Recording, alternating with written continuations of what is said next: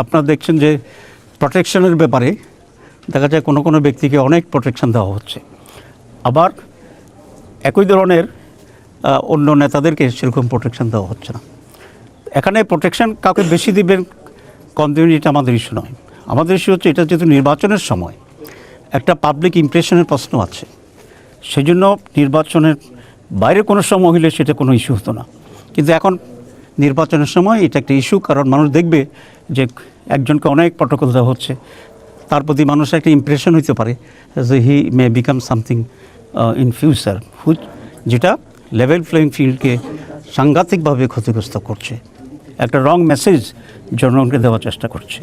আমরা এই ব্যাপারে দৃষ্টি আকর্ষণ করেছি যে মেজর পলিটিক্যাল পার্টিগুলোর সাথে আচরণ সরকারের প্রোটেকশনের ব্যাপার হোক, প্রটোকলের ব্যাপার হোক, ফ্যামিলির ব্যাপার হোক, দ্যাট মাস্ট বি ইকুয়াল।